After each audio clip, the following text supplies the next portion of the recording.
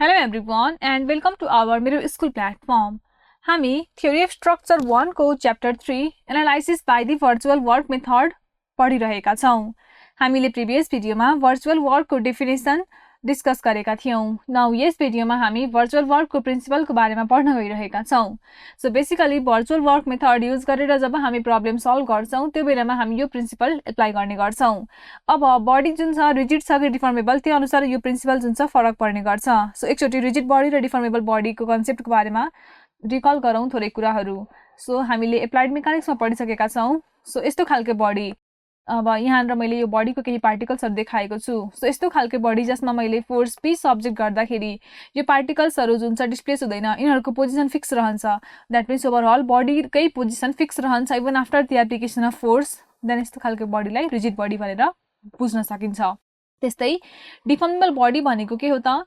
डिफर्मेबल body भनेको यस्तो body हो जसमा फोर्स सब्जेक्ट गर्दाखेरि यसमा रहेको पार्टिकल्सहरु डिस्प्लेस हुन्छ, जसकारणले गर्दाखेरि पार्टिकल नै के हुन्छ त ओभरअलमा डिस्प्लेस भएको हामी अब्जर्भ गर्छौं. देन यस्तो खालको बडीलाई हामी डिफर्मेबल बडी भनेर सिम्पली बुझ्न सक्छौं.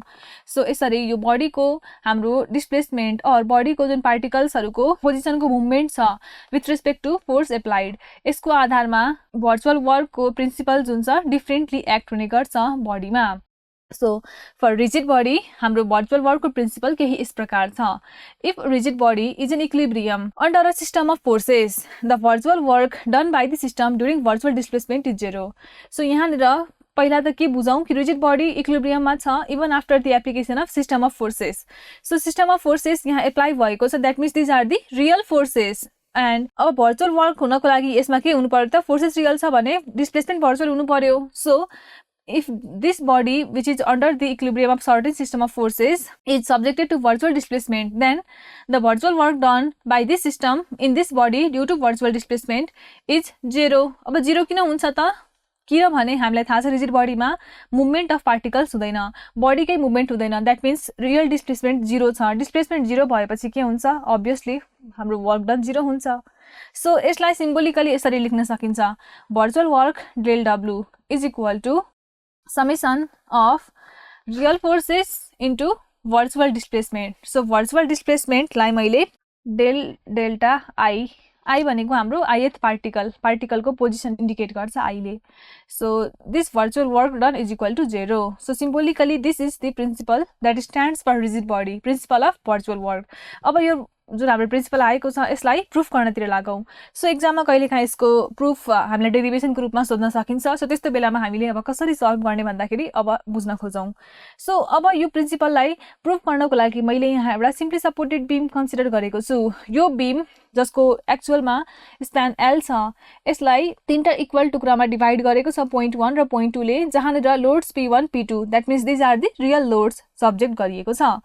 Now, if this beam is given small virtual displacement del delta B at B, अब point B मा यदि मैले एउटा small virtual displacement subject गरे, कति त del delta B बराबरको भने के हुन्छ त?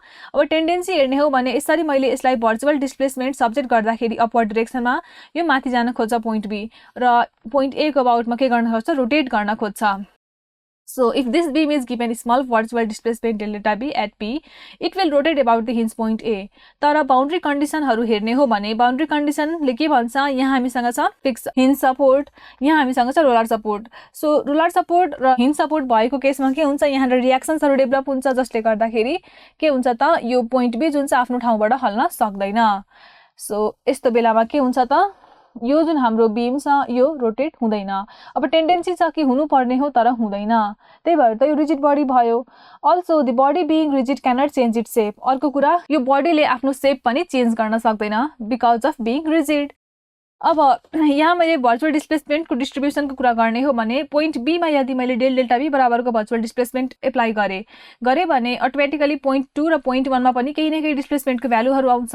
अब डिस्ट्रिब्युसन मैले यहाँ लिनियर माने भने हाम्रो पोइन्ट 2 मा आउने डिस्प्लेसमेन्ट डेल्टा 2 त्यसैगरी यहाँ आउने डिस्प्लेसमेन्ट डेल्टा 1 कति हुन्छ त त्यो कुरा हेरौं सो डिस्प्लेसमेन्ट एट पोइन्ट 1 लाई डेल्टा 1 ले इन्डिकेट गरेका छौं सो यसलाई सिम्पली सिमिलर ट्रायंगलको प्रपर्टीबाट हामी फाइन्ड गर्न सक्छौं and we obtain this value as del delta b divided by 3 त्यसैगरी डिस्प्लेसमेन्ट एट पोइन्ट 2 डेल्टा 2 भनेको आउँछ 2 into del delta b divided by 3 so यसरी यी डिस्प्लेसमेन्टहरु आइसकेपछि अब हाम्रो यो जुन मेन प्रिन्सिपल छ that means calculation of virtual work त्यो पत्ता लगाउनतिर लागौं अब हाम्रो भर्चुअल वर्क भनेको डेफिनेसनले भन्छ it is equal to summation of pi del delta i that is equal to अब फोर्सेस हेरौं हामी यहाँबाट हेरौं यहाँ र आउने रिएक्सन भनेको ra हुन्छ तर यहाँ र डिस्प्लेसमेन्ट 0 छ so ra into 0 will be 0 only point 1 मा हेरौं यहाँ फोर्स p1 छ डाउनवर्ड डाइरेक्सनमा that means minus p1 into यहाँको डिस्प्लेसमेन्ट भनेको delta 1 त्यसगरी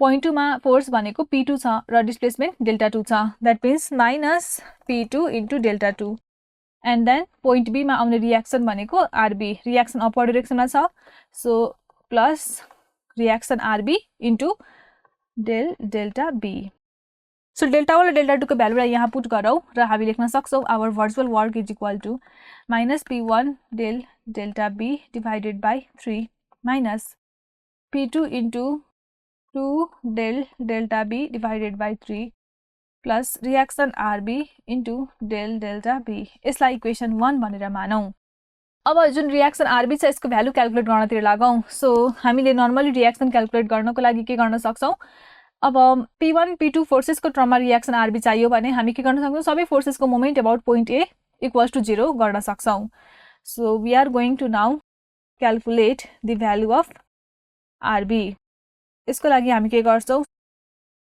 sum of moment about a of all forces considering clockwise direction as positive is equal to 0 यो गर्न सक्छौं अब sum of moment of all forces about point a गर्दाखेरि p1 ले गर्दाखेरि आउने force is clockwise so p1 into l by 3 so यहाँ लेख्न सक्छौं p1 l by 3 त्यसगरी p2 ले गर्दाखेरि पनि clockwise फोर्स आउँछ value 2l by 3 moment arm को so p2 into 2l by 3 अब rb ले गर्दाखेरि एन्टी क्लकवाइज मोमेन्ट आउँछ rb into 3l by 3 that is l only so minus rb into l सो यहाँ प्लस हुन्छ यो क्लकवाइज र यो एन्टी क्लकवाइज भएकोले गर्दाखेरि नेगेटिभ भयो इज इक्वल टु 0 सो यहाँबाट हामी के लेख्न सक्छौं that reaction rb is equal to p1 plus p2 into 2 and whole divided by 3 और यसलाई यसरी पनि लेख्न सकिन्छ that reaction rb equals to p1 by 3 plus 2 into p2 by 3 यसलाई मैले इक्वेसन 2 मान्छु इक्वेसन 2 मा जुन रिएक्सन rb को भ्यालु आएको छ यसलाई लगेर इक्वेसन 1 मा पुट गरौं पुट गरेपछि हामी अब लेख्न सक्छौं the virtual work delta w equals to हामीसँग छ यहाँ minus p1 del delta b by 3 र minus p2 2 into del delta b by 3 so यसलाई एज इट इज राख्ने र rb को ठाउँमा यो भ्यालु पुट गर्नु पर्यो so minus p1 del delta b divided by 3 minus p2 into 2 del delta b divided by 3 plus rb को ठाउँमा हामी पुट गरौं p1 divided by 3 plus 2 into p2 divided by 3 and this multiplied by del delta b अब यहाँ हेरौं p1 into del delta b by 3 with negative sign p1 by 3 into delta b त्यसैगरी यो र यो टर्म क्यान्सल हुन्छ र overall मा हाम्रो भर्चुअल वर्क भनेको 0 आउँछ सो यसरी रिजिड बडीको लागि हाम्रो sum of real forces into virtual displacement that is virtual work भनेको 0 आउँछ अब यो प्रिन्सिपललाई युज गरेर हामी रिजिड बडीको केसमा के गर्न सक्छौं प्रब्लम्सहरु सल्भ गर्न सक्छौं हामीलाई रिजिड बडीकै लागि नै प्राय जसो प्रब्लमहरु सल्भ गर्नुपर्ने हुन्छ सो रिजिड बडीको प्रब्लमहरु सल्भ हामी इजिली सल्भ गर्न सक्छौं by using this principle directly यो प्रिन्सिपल युज गर्नु भन्दा पनि हामी के गर्छौं त हामी यो प्रिन्सिपललाई अझै सिम्प्लिफाई गर्छौं र युनिट लोड मेथड भनेर हामी एउटा अर्को टपिक पढ्छौं त्यसपछि मात्रै हामी न्यूमेरिकल्सहरु सल्भ गर्नतिर जान्छौं त्यो भन्दा अगाडि principle of virtual work for deformable body जान्न जरुरी हुन्छ किनभने त्योबाट पनि हामीलाई कहिलेकाहीँ derivation type of theoretical questions सोध्न सकिन्छ सो अपकमिङ भिडियोमा हामी पहिला principle of virtual work for deformable बडीको बारेमा डिस्कसन गर्छौं एन्ड देन हामी युनिट लोड मेथडको बारेमा पढ्दै न्यूमेरिकल्सहरु सल्भ गर्नतिर जानुपर्छ Thank you.